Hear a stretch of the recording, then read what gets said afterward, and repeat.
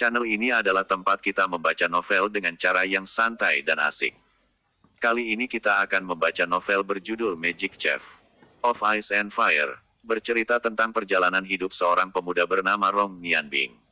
Mempelajari teknik sihir dan memasak secara bersamaan, akankah Rong Nianbing akan menjadi dewa emosi? Dan menjadi rekan Tang San sekaligus guru dari menantu Tang San di alam dewa. Jika kalian suka novel ini jangan lupa tekan tombol subscribe ya, subscribe itu gratis loh, tidak akan mengurangi pulsa Anda. Terima kasih. Magic Chef of Ice and Fire. Bagian kelima, penggunaan sihir membuat kekuatan rohnya menjadi terkuras, bersandar pada pohon di samping, dan memulai meditasi singkat. Batu Dewi Es dan Salju merupakan permata es teratas. Hanya dalam 1 jam, ini membantu Nianbing untuk memulihkan sejumlah kekuatan rohnya. Dari konsumsi hingga proses pemulihan, ditambah meditasi semalam, kekuatan rohnya telah membuat sedikit kemajuan. Kembali ke dapur untuk makan siang, berdiri di depan rumah kayu dan memiliki tubuh yang kaku, Caji merasa agak aneh, mengapa Nianbing belum kembali. Bisakah dia benar-benar menggunakan kapak itu untuk memotong kayu? Tidak mungkin. Saya membiarkan dia mengambil kapak, hanya ingin melihat berapa lama anak itu akan kembali. Semakin lama dia berpikir tentang menebang pohon. Seseorang yang pandai berpikir, semakin baik pemahaman masakan saat dia memasak. Ini adalah tes sederhana untuk Nianbing. Tapi dia pergi lebih dari 2 jam, dan matahari sudah menggantung tinggi di udara, yang membuat Caji sangat cemas dan mencoba untuk memeriksanya. Tepat ketika Caji berjalan keluar untuk Nianbing, suara renyah terdengar. "Guru, saya kembali, Anda tahu, apakah kayu bakar ini cukup?" Nianbing dengan penuh berkeringat kembali dari hutan bunga persik. 7. Cabang persik. Diikat bersama kampak besar diseret kembali ke rumah. Jelas itu sangat berat, membuat nafasnya terengah-engah. Kamu benar-benar memotong kayu bakar. Bisakah kamu menggunakan kapak nak? Caji sangat terkejut. Wajah Nianbing yang merah karena lelah berkata, "Tidak guru, saya menggunakan sihir untuk memotong ini, tetapi sihir saya masih lemah. Setelah memotong 7 cabang, saya melihat hampir tengah hari, jadi saya kembali dulu. Saya akan pergi lagi di sore hari guru." Caji penuh cemas. "Sihir apa yang Anda gunakan nak? Apakah sihir api dapat memotong kayu? Anda bisa saja membakar hutan ini." "Tentu saja tidak guru. Saya menggunakan sihir es untuk memotong dahan ini." Sambil mengatakan itu Nianbing melantunkan mantra es, dan menampilkan pisau es yang hampir transparan di depannya. "Ah, kamu memiliki 2 sihir." Mata Caji hampir saja keluar. Dia bukan seorang penyihir. Tentu saja, dia tidak tahu bahwa sihir es dan sihir api seharusnya tidak bisa digunakan oleh satu orang. Caji hanya berpikir bahwa dirinya benar-benar dianugerahi, dengan hadirnya kedua sihir pada Nianbing. "Nianbing, kamu luar biasa, sihir es juga bisa diterapkan pada makanan. Sepertinya saya harus mengubah pengajaran Anda. Jika es dan api digunakan dengan benar, masakannya akan..." "Oke, ayo makan dulu." Sambil mengangguk-angguk dan penuh semangat Caji mengajak Nianbing segera makan. Hidangan yang tersedia hanya 2 piring, dan nasi biasa. Namun, bagaimana mungkin hidangan yang dibuat dari tangan Caji adalah hidangan biasa? Nianbing dengan lahap memakan makanannya, dan perutnya puas, membuat wajahnya yang kecil tampak merah. Bagaimana perasaanmu?" Setelah melihat Nianbing menyelesaikan makannya, Caji bertanya padanya dengan tergesa-gesa. "Enak, sangat enak," kata Nianbing dari hati. Caji menatapnya dengan pandangan tertegun. "Apakah ini kalimat? Wow, aku lupa, mungkin itu hanya memotong kayu dengan sihir, dan aku terlalu bersemangat. Guru, aku akan mengingatnya di malam hari." Caji terdiam segera mendengus melihat Nianbing. "Baik. Kali ini saya memaafkan Anda, tetapi hanya akan sekali lagi." Nianbing pun tersenyum. "Guru, jangan marah. Sebenarnya, saya merasakannya kali ini. Meskipun saya tidak tahu apa 2 hidangan ini. Hidangan ini terasa segar dan sedikit asin, dan mereka memiliki aroma yang harum. Renyah, rasanya sangat nyaman, dan hangat di perut." Dengan sikap santai Caji menjelaskan. "Benarkah? Apakah Anda tahu mengapa hidangan ini enak? Orang-orang biasa membuat sayuran hijau, menggunakan minyak panas, jahe, bawang merah dan bawang putih, kemudian memasukkan sayuran tumis ke dalam tumisan, dan akhirnya mengeluarkan masakan dari wajan. Alasan hidangan saya lezat, yang pertama dalam penggunaan bahan, saya menggunakan sayuran segar, hanya diambil dari hutan segera dimasukkan ke dalam panci. Kedua, saya tidak menggunakan minyak, jadi Anda tidak memiliki perasaan berminyak. Orang-orang biasa membutuhkan minyak.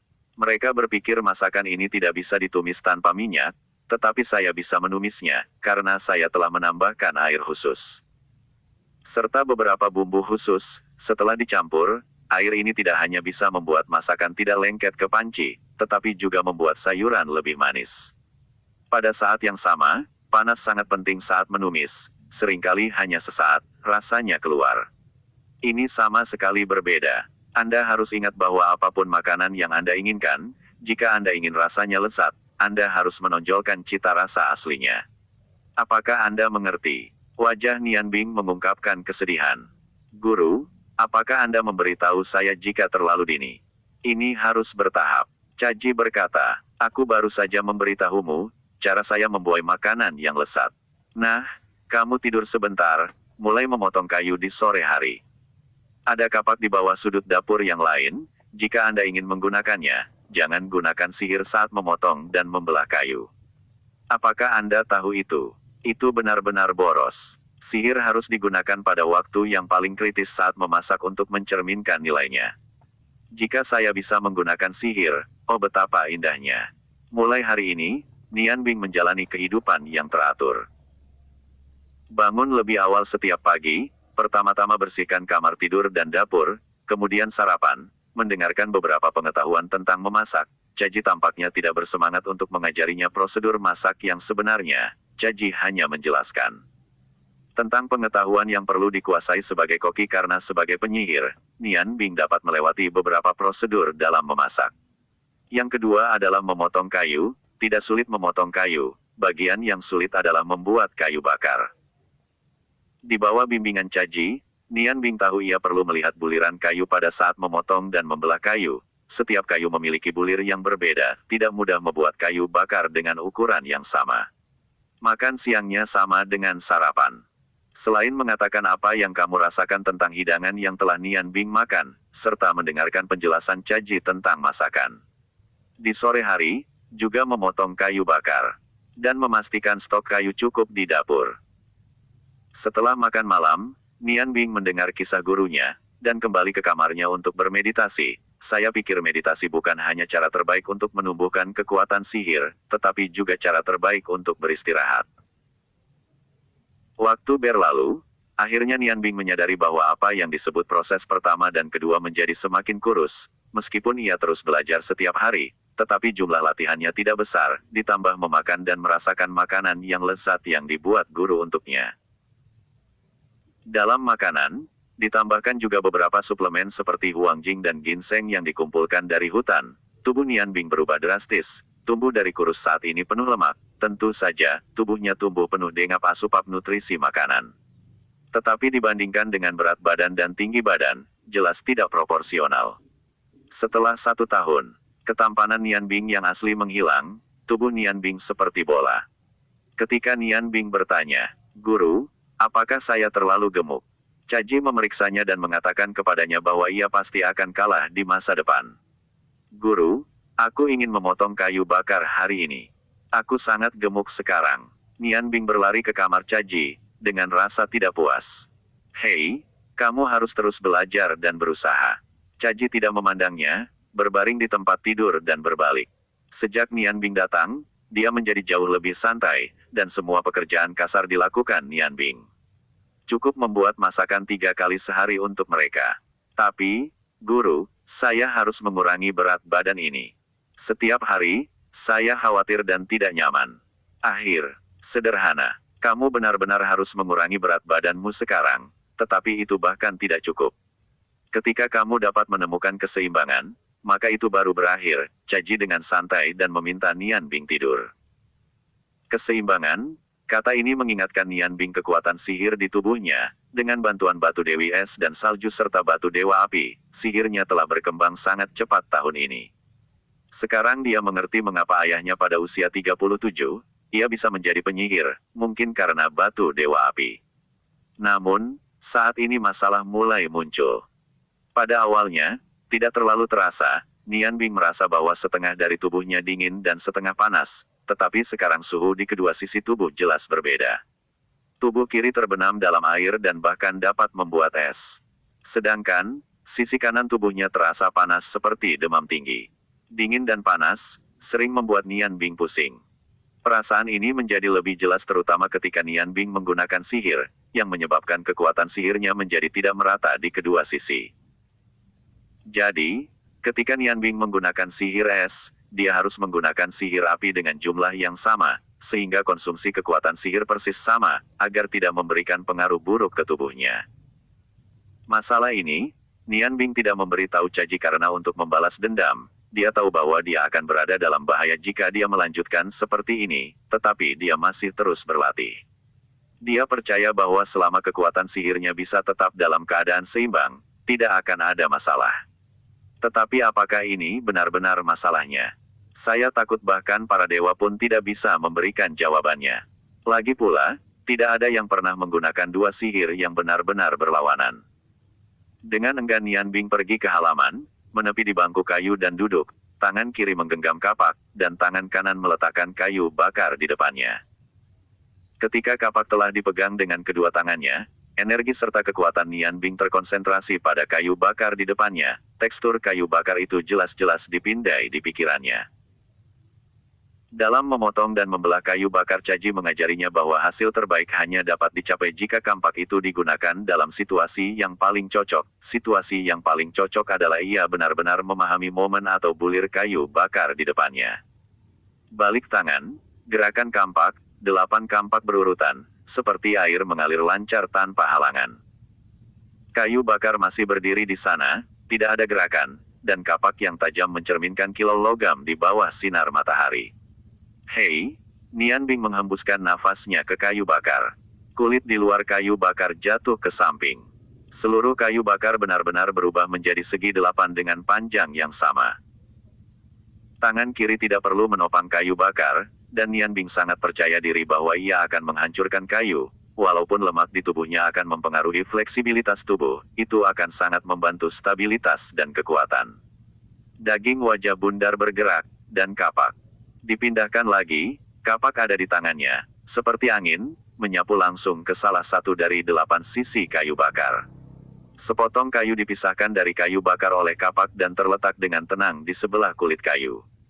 Kali ini, Caji sangat serius, memperhatikan penampilan potongan kayu, benar-benar sangat seragam, setidaknya sulit untuk membedakan perbedaan dengan mata telanjang. Berapa lama yang dibutuhkan untuk melihat potongan kayu? Biasanya, perlu memotong dan membelah ratusan kali. Namun, hari ini, kayu bakar ini, Nian Bing telah memotong dan membelah kayu bakar sampai habis. Nian Bing tidak tahu ketika Caji berdiri di belakangnya, karena ia sangat berkonsentrasi dengan kampak dan kayu bakar di hadapannya. Caji tertawa dan tersenyum puas.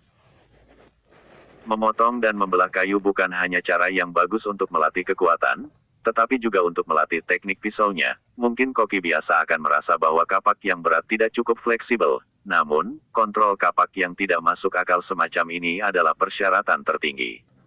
Jika Anda ingin menggunakan kapak untuk melatih pisau, Anda harus bersatu sepenuhnya dalam hati, mata, dan tangan Anda.